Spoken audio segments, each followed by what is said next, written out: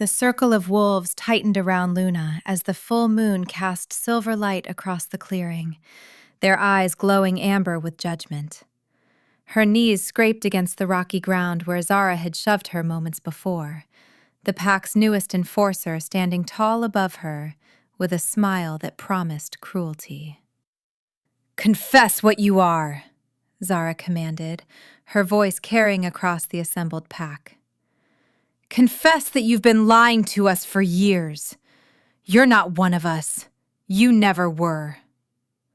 Luna's chest heaved as she pushed herself up to her knees, her dark hair falling across her face. Blood trickled from her split lip where Zara's backhand had connected. Around them, 200 wolves from the Shadow Peak pack watched in silence, waiting for her response. Her younger brother Finn stood at the edge of the crowd, his face pale with fear, but he couldn't defend her. Not against this. Not when their father had died last winter and left them with no protection. "I am Pack," Luna said quietly, though her voice shook. "I've lived among you my whole life. I've hunted with you, bled with you." Zara laughed, the sound sharp as breaking glass. "Hunted? You can barely shift. Your wolf is so weak we can hardly smell it. You're an embarrassment to this pack, and everyone knows it." The pack alpha, Garrett, stepped forward from his position near the ancient oak tree that marked the judgment circle. His massive form cast a shadow across Luna as he looked down at her with cold assessment. He'd been kind once, when her father was alive and served as his second in command. That kindness had died with her father. "Luna Blackwood," he said, his voice devoid of warmth. "You stand accused of corrupting our bloodline. Zara has brought forth evidence that your mother was not pure wolf, that she carried tainted blood and passed it to you." Luna's breath caught. Her mother had died giving birth to Finn, and Luna had been only 6 years old. She had no memories of her mother's origins, only the stories her father told of a fierce warrior who'd loved him beyond measure. "My father never said. He would have told me if—" "Your father was blinded by love," Garrett interrupted. "He hid the truth to protect you, but Zara discovered documents. Letters your mother wrote before her death, confessing she wasn't born wolf. She was turned, and turned wolves are forbidden from breeding within the pack. The blood always shows weakness in the children." The clearing erupted in murmurs. Luna felt the weight of 200 stares pressing down on her like physical blows. Her hands trembled as she looked up at Zara, who stood with her arms crossed, triumph gleaming in her eyes. "That's not true," Luna said, finding strength from somewhere deep inside. "My mother loved this pack. She died protecting it during the Northern Territory War. You all know that. You were there, Garrett." The alpha's expression didn't change. "Love doesn't purify blood. The law is clear. Turned wolves and their offspring are not permitted to remain within the pack." "You're exiling me?" Luna whispered. "I've done nothing wrong. I've never broken pack law. Exile would be a kindness," Zara interjected, stepping closer. "But you've taken resources from this pack for 18 years. Food, shelter, protection, all given to someone who had no right to it. That's theft, Luna, and the punishment for theft is death." The pronouncement fell like a stone into water, sending ripples of shock through the gathered wolves. Luna's heart hammered against her ribs as she looked frantically around the circle, searching for allies. Her eyes found Finn's, and her brother took half a step forward before another wolf grabbed his arm, holding him back. "The council has deliberated," Garrett said, and Luna heard the verdict in his tone before he spoke it. "Luna Blackwood, You are sentenced to death by sunlight. When dawn breaks, you will be chained to the southern cliff where the first rays will find you. The pack will bear witness to ensure the law is upheld." Luna's world tilted. Death by sunlight was the worst fate a wolf could face. Slow, agonizing, the UV rays burning through their supernatural healing until nothing remained but ash. It was a punishment reserved for traitors and murderers. "Please," she gasped, and she hated the sound of her own voice begging. "Please, I'll leave. I'll go tonight and never return. Just let me live. Let me take Finn and—" "The boy stays," Garrett cut her off. "He's your half-brother, born after your father's true mate bond. His blood is pure. He will remain with the pack." Tears burned Luna's eyes as 4 wolves stepped forward and grabbed her arms. She didn't fight as they dragged her toward the southern edge of their territory, where the cliffs overlooked the valley below. The pack followed in a silent procession, Zara walking just behind Garrett with satisfaction radiating from every line of her body. They reached the cliff as midnight passed into the darkest hours before dawn. Ancient iron chains hung from a post driven deep into the rock, chains that had held countless condemned wolves over the centuries. The metal felt ice-cold against Luna's wrists as they locked her in place, her back pressed against the rough stone post. The pack formed a semicircle around her, keeping their distance. Protocol demanded they witness the execution, but none of them wanted to be close when the sun rose. Luna's enhanced healing would try to repair the UV damage for hours before finally failing, and the screams would be unbearable. Finn broke free of the wolf holding him and ran to her, tears streaming down his 14-year-old face. He grabbed her chained hands and held them tight. "Luna, no," he sobbed. "This isn't fair. You didn't do anything wrong." Luna forced herself to smile, even as her own tears fell. "Listen to me, Finn," she whispered, leaning her forehead against his. "You have to be strong. Stay with the pack. Follow the rules. Don't let them give you a reason to." A wolf pulled Finn away before she could finish. Her brother screamed and fought, but they held him back, forcing him to stand with the others as they waited for dawn. Luna's gaze drifted to Zara, who watched her with cold satisfaction. The other woman had always hated her, ever since they were children. Luna had never understood why until now. Zara wanted power, wanted to be alpha female, and eliminating anyone who might threaten her position had always been her strategy. Luna's father had protected her while he lived, but without him, she was defenseless. "Is this what you wanted?" Luna called out, her voice carrying across the silent crowd. "Does murdering an innocent wolf make you feel powerful, Zara?" Zara's smile widened. "Innocent? You're a mongrel, a mistake that should have been corrected years ago. At least now the pack will be pure again." The eastern horizon began to lighten, black fading to deep purple. Luna felt her wolf stirring inside her, frantic and terrified, knowing what was coming. Her weak, pitiful wolf that had always been a source of shame, the one that couldn't shift properly, couldn't fight worth a damn, couldn't do anything except make her a target. "I forgive you," Luna said quietly, and she meant it.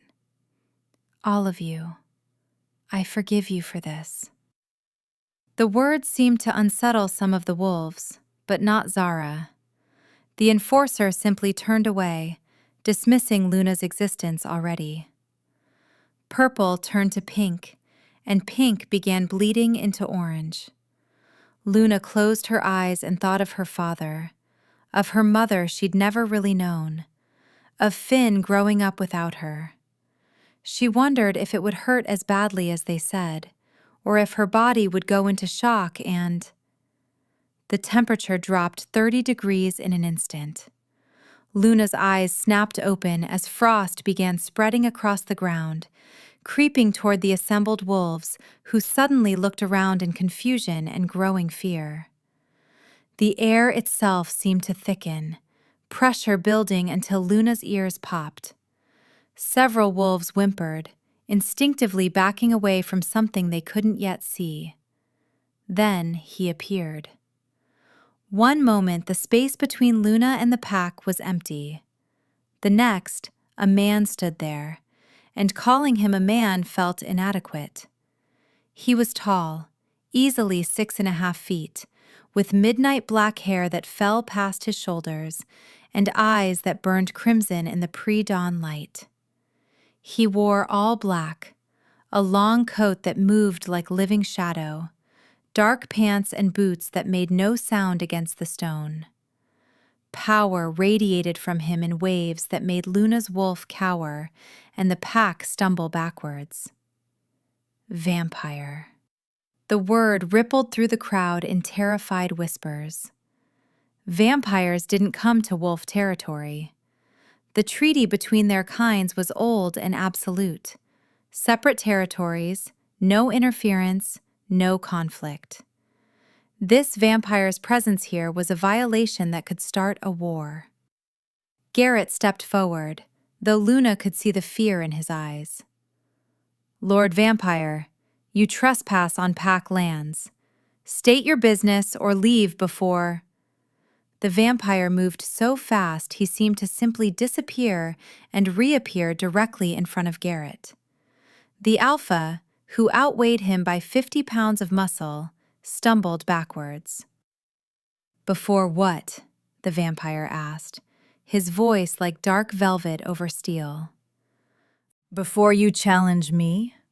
I am Aaron Nightshade, Lord of the Northern Coven, Master of the Blood Court, and I have walked this earth for 800 years. You are a child, playing at authority. Luna couldn't breathe. Aaron Nightshade was a legend even among wolves.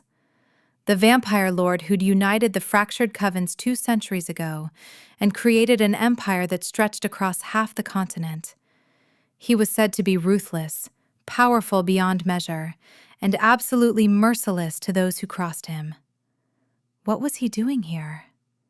Aaron's crimson gaze swept across the assembled pack, and Luna saw wolves dropping their eyes, unable to meet that ancient stare. Then his attention landed on her, chained to the post with dawn approaching, and something flickered across his perfect features. Surprise, recognition, hunger. He crossed the distance between them in 3 long strides, and suddenly he was standing directly in front of her, so close she could feel the unnatural cold radiating from his body. He reached out with one pale hand and gripped her chin, tilting her face up to the growing light. Impossible, he murmured, his thumb brushing across her cheekbone. You carry the bloodline. I can smell it in your veins. I don't understand, Luna whispered. What bloodline? Aaron's smile was slow and predatory. My bloodline. Somewhere in your ancestry, a vampire and a wolf bred true. It's extraordinarily rare. I've only encountered it twice in all my centuries, and both times the offspring died young. Vampires and wolves shouldn't be able to create viable children. His grip on her chin tightened slightly. But you survived. Weak wolf, they call you. Unable to shift properly. That's because you're not meant to be only wolf. That's absurd, Garrett said from behind Aaron. Her mother was turned wolf, not vampire. The records... Your records are incomplete, Aaron interrupted without looking away from Luna. This one belongs to me now. Release her. The chains rattled as Luna pulled against them instinctively. What?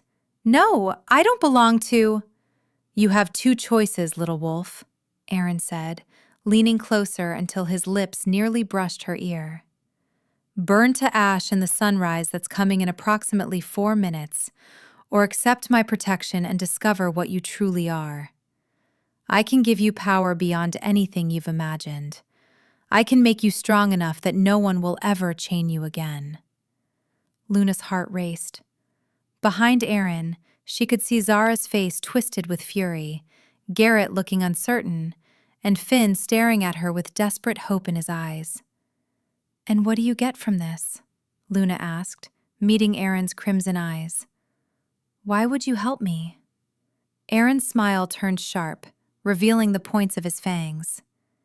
"Because hybrid bloodlines are precious beyond measure. Because I've spent 2 centuries searching for someone like you. Because—" His hand slid from her chin to her throat, not threatening but claiming. "The moment I sensed your existence, every possessive instinct I have roared to claim you." The honesty in his voice terrified her almost as much as the approaching dawn. The first true ray of sunlight broke over the eastern ridge, and Luna felt it like a brand against her skin. She had seconds to decide. "My brother," Luna said quickly as heat began building in her exposed skin.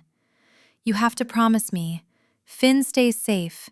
The pack can't punish him for my choice." "Done," Aaron said without hesitation. He turned his head to fix Garrett with a stare that promised death. "The boy will not be harmed, or I will return and paint your territory red with pack blood.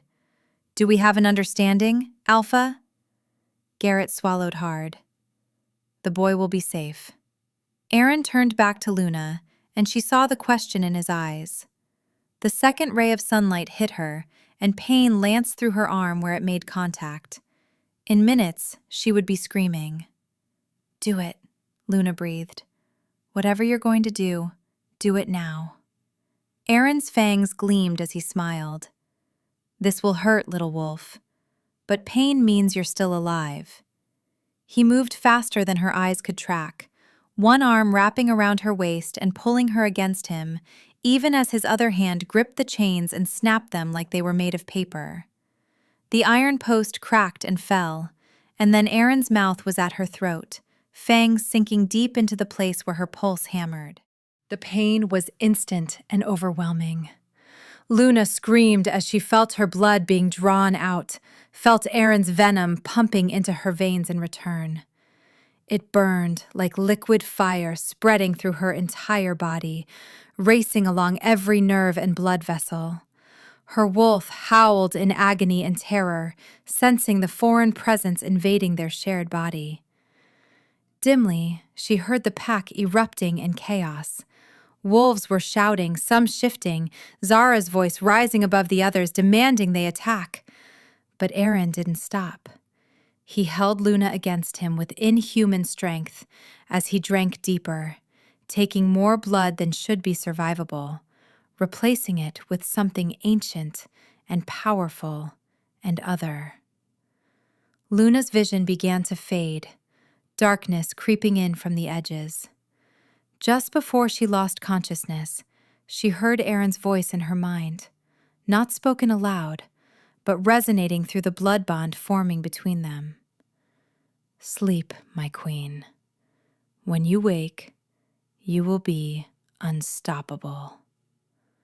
Then there was nothing but darkness and the sensation of falling, though Aaron's arms never let her go. Luna woke to the sound of rainfall against windows and the feeling of silk sheets against her bare skin. Her eyes snapped open, and she found herself staring at an ornate ceiling painted with stars and constellations that seemed to move and shift in the candlelight. She sat up quickly, and the movement felt different, faster, stronger, more controlled than anything she'd ever experienced. She was in a massive bedroom dominated by a 4-poster bed hung with dark velvet curtains. The walls were stone, ancient and imposing, and through the tall windows she could see a storm raging outside, lightning illuminating what looked like a vast forest far below. "Where?" she started to say and stopped. Her voice sounded different, richer, more resonant. "You're awake." Luna spun toward the voice and found Aaron sitting in a high-backed chair near the fireplace, a book open in his lap.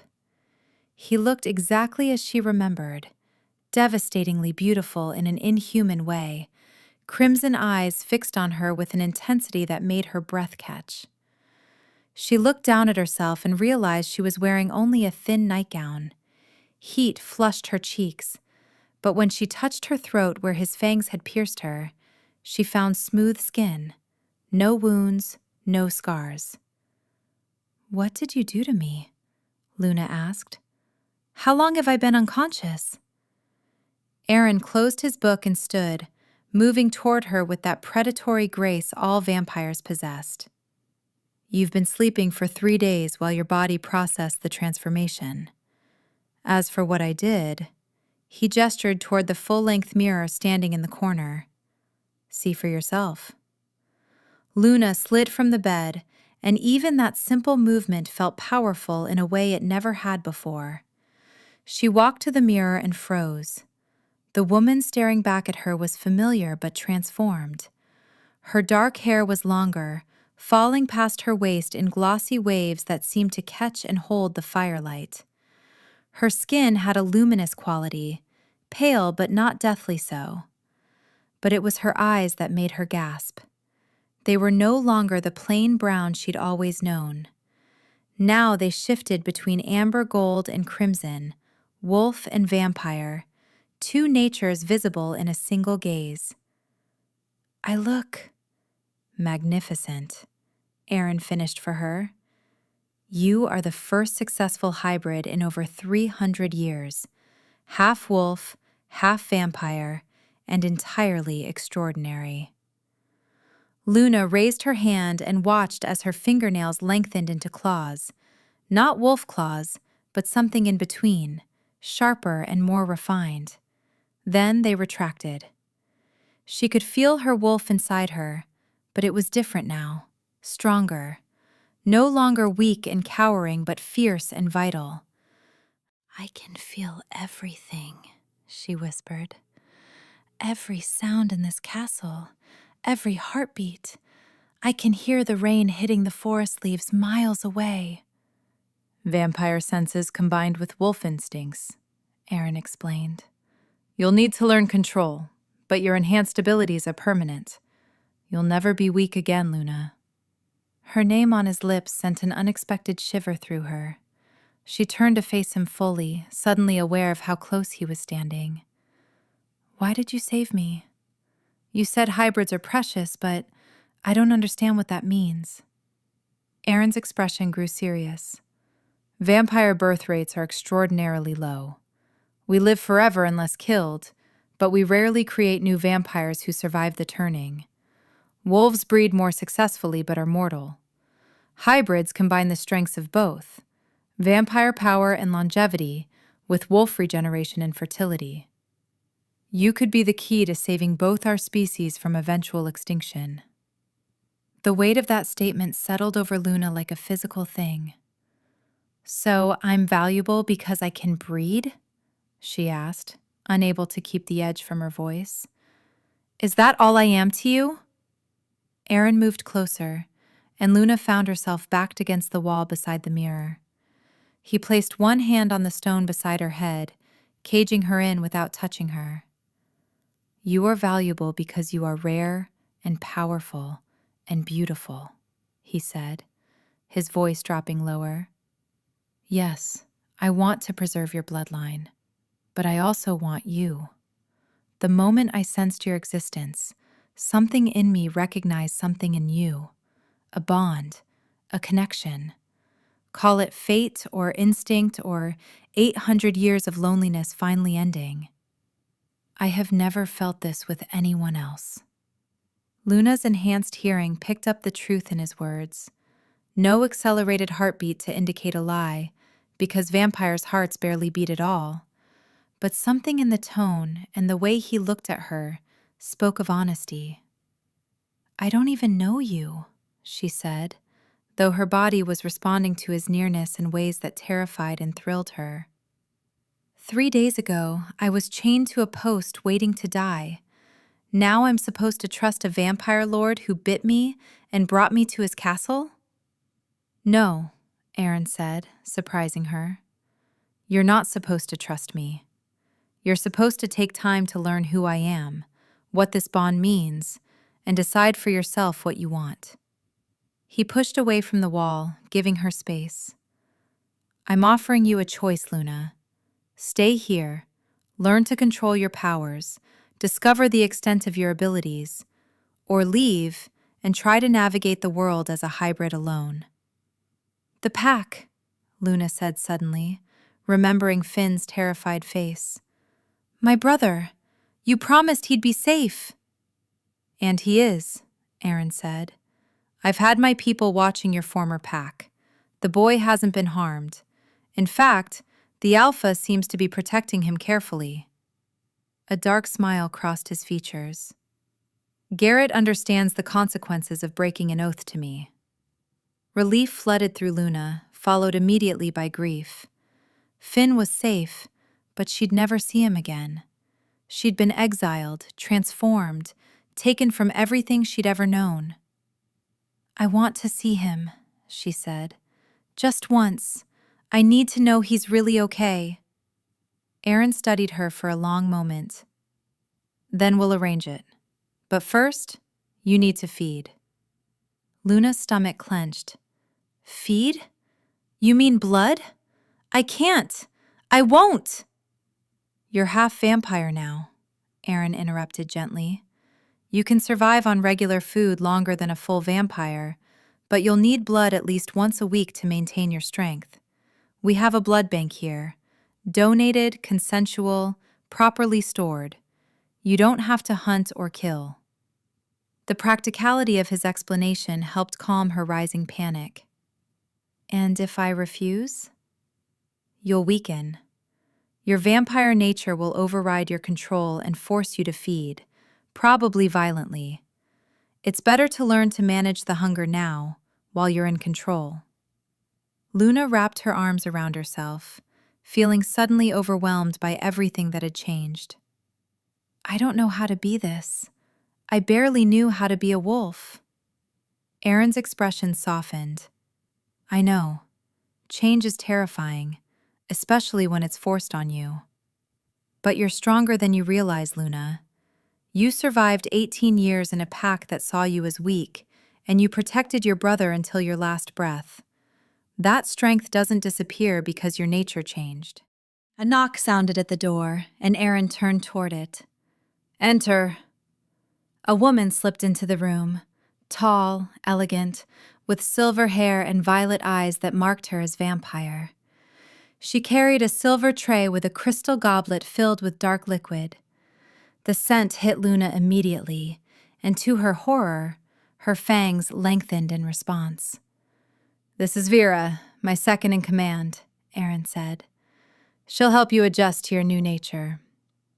Vera set the tray on a nearby table and bowed slightly to Luna. My lady, it's an honor to serve the first hybrid queen in 3 centuries. Queen? Luna repeated, looking between them. I'm not a queen, I'm just... You're bonded to me through blood, Aaron interrupted. That makes you my consort, and as Lord of the Northern Coven, my consort is queen whether she wears the title formally or not. Every vampire in my territory will afford you the respect and protection due to that position. Luna felt like the floor was shifting beneath her feet. 24 hours ago, she'd been the weakest member of a wolf pack. Now she was apparently vampire royalty. Vera gestured to the goblet. It's easier if you don't think about it too much, my lady. Just drink. Luna approached the table slowly, her instincts warring with her human sensibilities. The scent of blood called to something deep inside her, something hungry and demanding. She picked up the goblet with trembling hands and brought it to her lips. The first taste made her gasp. It was nothing like she'd imagined, not disgusting or revolting, but rich and vital and necessary. She drank deeply, feeling strength flooding back into her body with each swallow. When she lowered the empty goblet, she felt more alive than she ever had as a wolf. That's... She trailed off, unable to find words. Necessary, Vera finished with a knowing smile. You'll feel it when you need to feed again. A growing hunger that's hard to ignore. Don't wait too long or the first time will be difficult. Erin moved to stand beside Luna, and she felt the pull between them strengthen now that she'd fed. The blood bond he'd mentioned, she could feel it like a golden thread connecting them, could sense his emotions bleeding through. Satisfaction, possessiveness, and something fiercer she couldn't name. Vera, have the seamstresses prepare appropriate clothing for Luna, Erin instructed. Tomorrow we'll begin training her to control her enhanced abilities. Tonight, she rests and adjusts. Vera bowed and left, closing the door quietly behind her. Alone with Erin again, Luna felt the weight of everything pressing down on her.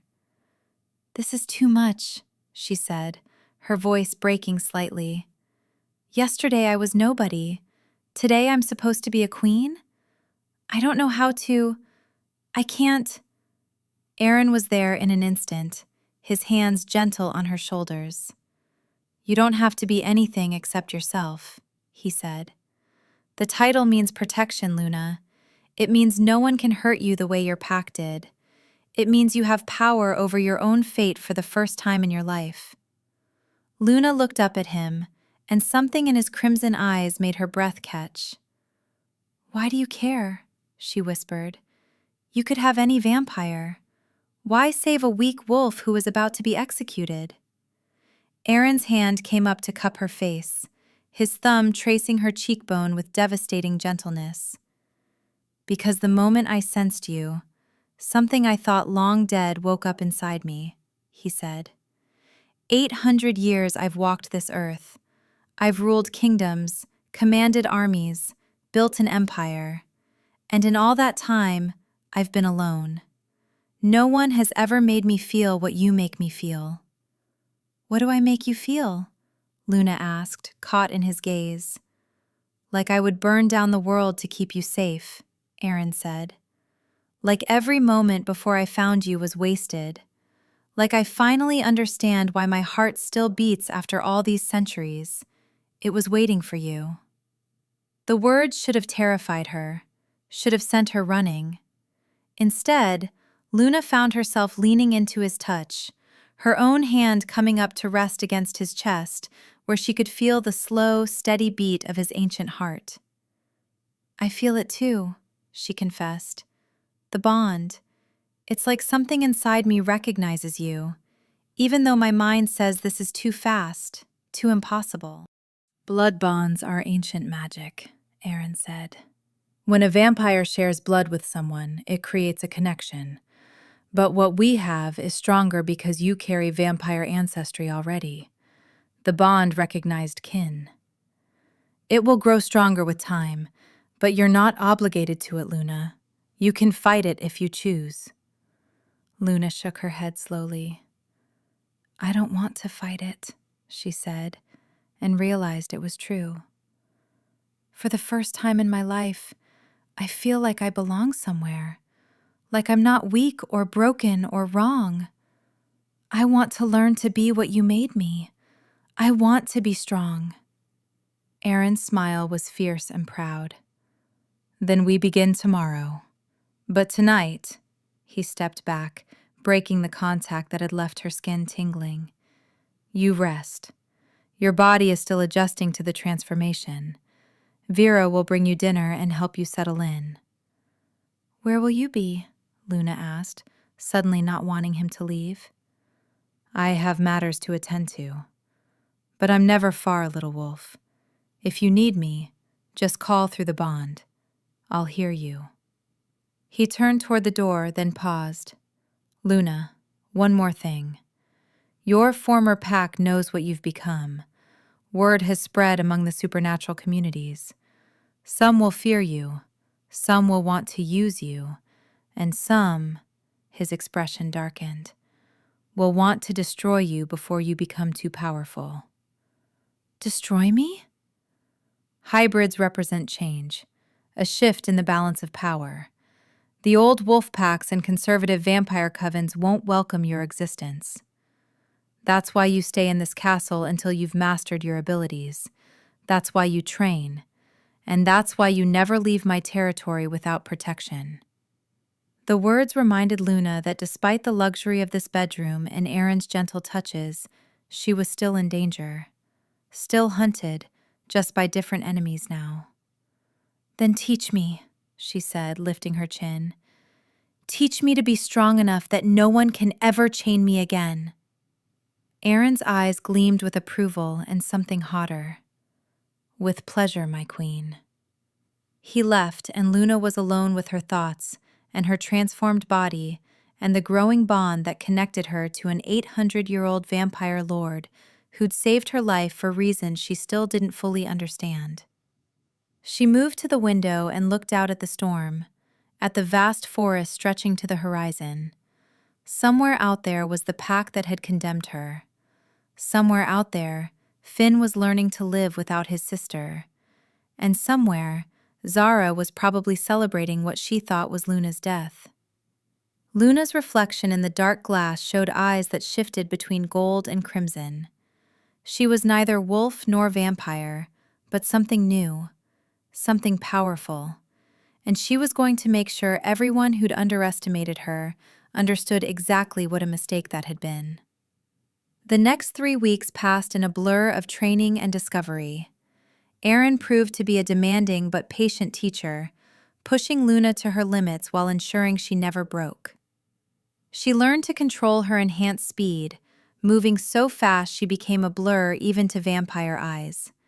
She learned to harness her strength, which far exceeded what either wolf or vampire alone possessed. And she learned to navigate the dual nature of her being, to call upon wolf senses or vampire abilities as needed. But it was the combat training that transformed her completely. In the castle's training arena, Aaron moved like liquid shadow, forcing Luna to react with speed and instinct. He never held back, and the first week left her with countless bruises that her enhanced healing erased within hours. But she learned. She adapted. And by the 3rd week, she was matching him move for move. Again, Aaron commanded, as Luna picked herself up from the mat where he'd thrown her. I'm not done yet, Luna growled, and she felt her wolf rising to the challenge. Her eyes shifted to full amber as she launched herself at him, using speed to close the distance and strength to drive him backwards. Aaron blocked her strike and countered, but Luna was ready. She twisted mid-air, her vampire agility allowing movements no wolf could match, and her claws found purchase on his shoulder. Not deep enough to truly wound, but enough to draw blood. They froze, both breathing hard despite not needing to breathe.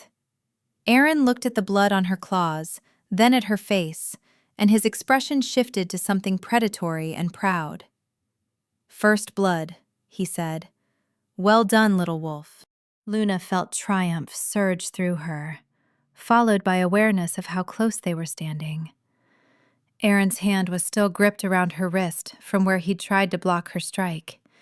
His shirt was torn where her claws had connected, and the way he was looking at her made heat pool in her stomach. You let me win, she accused, though her voice came out softer than intended. I did not, Aaron said, pulling her closer. You've grown exponentially stronger in 3 weeks. You're starting to fight like what you are, a perfect fusion of 2 apex predators. The praise shouldn't have affected her so strongly, but Luna found herself leaning into him, her free hand coming to rest on his chest. Do you think I'm ready? She asked. Ready to face the pack if they come for me? Aaron's expression grew serious. You're ready to face anything, he said. But you won't face them alone. You're mine, Luna. My bonded mate. My queen. Anyone who threatens you, threatens me. The possessiveness in his words should have bothered her. Instead, it made her feel safe in a way she never had before. "Aaron," she started, not sure what she wanted to say. He silenced her with a kiss. It was gentle at first, questioning, giving her space to pull away if she wanted. But Luna didn't want to pull away. She kissed him back, rising on her toes to press closer, her hands fisting in his torn shirt. The bond between them flared white hot, and Luna felt everything he was feeling: desire, possessiveness, wonder, and something deeper that terrified and thrilled her in equal measure. When they finally broke apart, both were breathing hard. Aaron's eyes had gone fully crimson, and Luna knew hers had probably done the same. "Luna, if we continue this, I won't want to stop," he warned. "But I need you to be sure. I need you to choose this, choose me, with full knowledge of what it means." "I choose you," Luna said without hesitation. "I choose this. I choose..."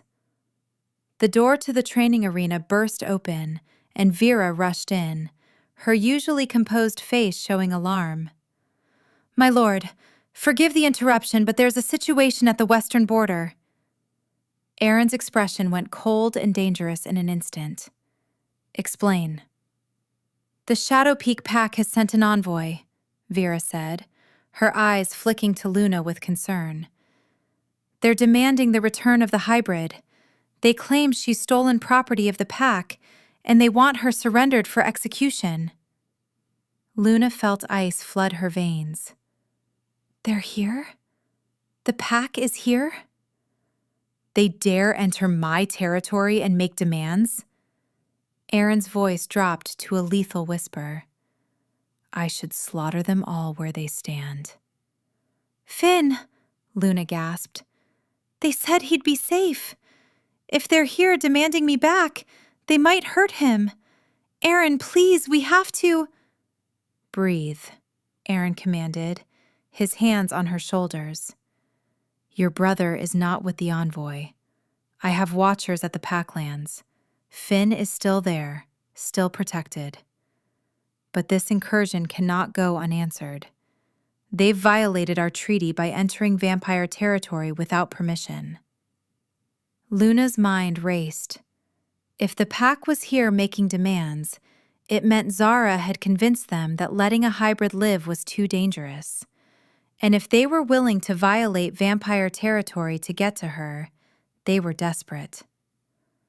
"I want to face them," Luna said, surprising herself with the steadiness in her voice. "I want them to see what I've become. I want them to understand that I'm not the weak wolf they condemned." Aaron studied her face for a long moment. "Then we go together," he said. "But you follow my lead. If this turns violent, I need to know you'll trust me to handle it." "I trust you," Luna said, and meant it. They followed Vera through the castle corridors and out to the main gates, where a group of wolves waited in human form. Luna recognized Garrett immediately, looking uncomfortable in his formal alpha attire.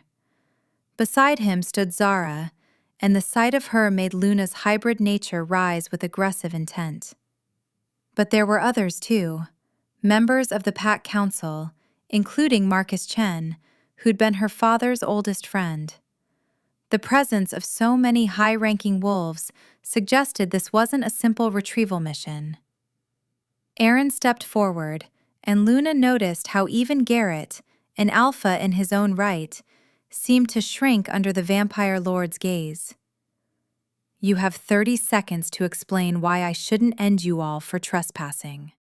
"Lord Nightshade, we come under flag of truce," Garrett said, though his voice wavered. "We seek the return of Pack property, the hybrid known as Luna Blackwood." Luna stepped out from behind Aaron before he could respond. The wolves' eyes widened as they took in her transformed appearance. The dual-colored eyes, the powerful grace in her movements, the absolute confidence in her bearing. "I am no one's property," Luna said, her voice carrying authority she'd never possessed before. "I was exiled from the pack, condemned to death. You have no claim on me." Zara's face twisted with hatred. "You're an abomination," she spat. "You've corrupted yourself with vampire blood. The elders have declared that allowing you to live threatens the purity of all wolf packs. You must be destroyed." "Must I?" Luna asked, and she let her power rise to the surface. Her eyes shifted between amber and crimson, and the air around her began to crackle with energy. "You're welcome to try, Zara. But I'm not chained to a post anymore. I'm not weak, and I'm certainly not afraid of you." Aaron moved to stand beside her, a united front. "The hybrid is under my protection," he said. "She is my bonded mate, my consort, and the future queen of the Northern Coven. Any threat against her is a declaration of war against all vampires under my command." The wolves shifted nervously, but Zara stepped forward, her face flushed with rage. "This thing is a threat to all of us," she shouted. "She could create more hybrids. She could destroy the balance between our species. The council has voted. She must die." "Voted?" Aaron repeated. "And did this vote include Alpha Garrett? Because I don't recall him agreeing to start a war with vampires." Garrett's jaw clenched. "The council voted without my approval," he admitted, "but the majority ruled. Zara convinced them that the hybrid's existence is an existential threat." Luna's eyes fixed on Zara, and suddenly she understood. "This isn't about me being a threat," she said. "This is about you wanting power, isn't it, Zara? You convinced the pack to kill me before because I was the daughter of the former second-in-command. Now you're using fear of hybrids to justify hunting me because you're afraid of what I could become." "I'm protecting the pack," Zara snarled. "You're protecting your own ambitions," Luna shot back. "You want to be alpha female. You want Garrett's power. And anyone who might threaten that, anyone with stronger bloodlines or more potential, you eliminate." The accusation hung in the air. Luna saw Marcus Chen's expression shift to consideration, saw some of the other council members exchange glances. Even Garrett looked at Zara with new suspicion. "Interesting," Aaron said softly. "It seems your pack has internal politics to resolve. But let me make myself absolutely clear. Luna belongs to me. She is mine by blood bond, by choice, and by right. You will not have her." Zara's face went red with fury. She shifted before anyone could stop her, her wolf form erupting from her human body in a shower of clothes and rage. She lunged not at Luna, but at Aaron, clearly thinking to eliminate the vampire lord and claim Luna by right of combat. It was a fatal miscalculation. Luna moved on pure instinct, her hybrid speed allowing her to intercept Zara mid-leap. She shifted partially, her body transforming into something between wolf and vampire, fur rippling across her skin, fangs extending, claws growing to wicked points. She caught Zara by the throat mid-air and slammed her into the ground with strength that cracked the stone beneath them. Zara's wolf whimpered and tried to struggle, but Luna's hybrid form was vastly stronger. She pinned the other woman to the ground, one clawed hand pressing against her throat, hard enough to draw Zara's wolf. She pinned the other woman to the ground, one clawed hand pressing against her throat, hard enough to draw blood, but not kill. Not yet. "Shift back," Luna ordered, her voice coming out deeper, resonant with power. "Shift back now, or I'll tear your throat out." Zara's wolf form dissolved, leaving the woman gasping on the ground, Luna's claws still pressed against her vulnerable throat. The other wolves stood frozen, uncertain whether to intervene. Please, Zara choked out, all her bravado gone. Please don't kill me. Luna looked down at the woman who'd orchestrated her execution, who'd destroyed her life out of jealousy and ambition. It would be so easy to end her. One flex of her claws and Zara would never threaten anyone again. But as she stared into Zara's terrified eyes, Luna realized something crucial. She wasn't the same person who'd been chained to that post. She wasn't weak. She wasn't powerless. And she didn't need to kill Zara to prove that. You wanted me dead because you thought I was a threat to your ambitions, Luna said, her voice carrying to every wolf present. But I was never your competition, Zara. I was just trying to survive in a pack that saw me as broken. She leaned closer, letting Zara see the dual nature in her eyes. Now I am a threat. Now I am powerful enough to end you. But I won't, because you're not worth it. She released Zara and stepped back, shifting fully to human form. Her clothes had survived the partial transformation, and she stood before the assembled wolves looking every inch a queen. The hybrid has shown mercy, Aaron said, moving to stand beside Luna. But I am not so generous. Zara of Shadow Peak, you attacked me on my own land. That is an act of war. Zara scrambled backward, her eyes wide with horror. Lord Nightshade, please, Garrett said, stepping forward. Zara acted alone. The pack does not support her attack. Let us handle our own justice. Aaron's eyes gleamed crimson. And what justice would you offer for an attack on a vampire lord? Garrett turned to face Zara, and his expression was stone. Zara, you are hereby exiled from Shadow Peak Pack. You have 1 hour to gather your belongings and leave our territory. If you ever return, you will be killed on sight. No, Zara gasped. Alpha, please! I was trying to protect the pack. You were protecting your own ambitions, Garrett cut her off. You manipulated the council, attacked a vampire lord, and brought war to our doorstep. Your lucky exile is all you receive. Marcus Chen stepped forward, his weathered face sad but resolute. Luna, your father was my brother in all but blood. I failed you when you needed the pack most. I let fear and politics blind me to the truth. Can you forgive an old wolf his cowardice? Luna felt tears prick her eyes. Marcus had been kind to her as a child, teaching her to hunt and track despite her weak wolf. There's nothing to forgive, Marcus, she said softly. You were protecting the pack the best way you knew how. You've grown into someone your father would be proud of, Marcus said, bowing his head. Hybrid or not, you carry his strength. The matter of Zara is settled, Aaron announced, but there is still the question of the pack's stance on Luna's existence. Do you accept that she is mine, that she is protected, and that no further attempts will be made on her life? Garrett met Luna's eyes, and she saw genuine regret there. The Shadow Peak Pack recognizes Luna Blackwood as bonded mate to Lord Aaron Nightshade.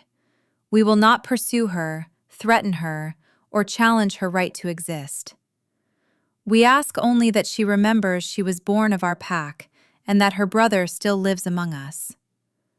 Can I see him? Luna asked. Can I see Finn? Just to let him know I'm alive and safe?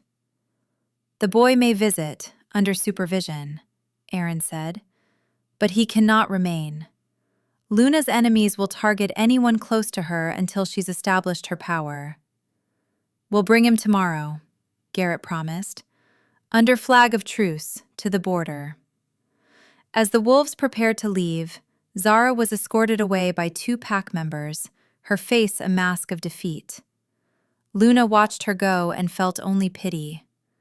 Zara had destroyed herself chasing power she never deserved.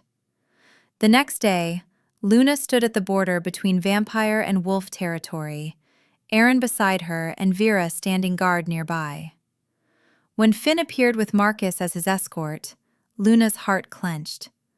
Her brother had grown taller in the weeks since she'd seen him, but his eyes held the same fear and hope she remembered. "Luna!" Finn cried, running toward her. She caught him in a fierce hug, breathing in his familiar scent, wolf and pine and home. "I'm okay, Finn," she whispered into his hair. "I'm safe. I'm strong. I'm everything I was never allowed to be before." "But you're different," Finn said, pulling back to look at her changed eyes. "You're vampire now. Does that mean you're not my sister anymore?" "I'm always your sister," Luna said fiercely. "Nothing will ever change that. I'm just more now, stronger, able to protect you from here." "I miss you," Finn said, tears streaming down his face. "The pack isn't the same without you." "I know, little wolf," Luna said, wiping his tears. "But you're going to grow up strong and brave. And when you're older, if you choose, you can visit me as much as you want. Aaron's promised you'll always be welcome in vampire territory." "Your sister speaks truth," Aaron said, kneeling to meet Finn's eyes. "You are family to Luna, which makes you family to me. You will always have our protection."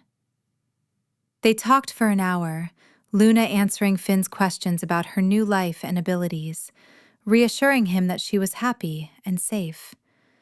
When it was time for him to return to the pack, Finn hugged her one last time.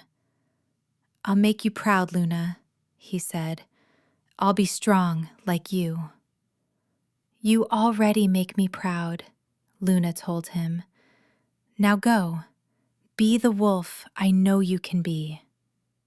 As Finn disappeared back into wolf territory with Marcus, Luna felt Aaron's hand slip into hers. "Are you all right?" he asked quietly.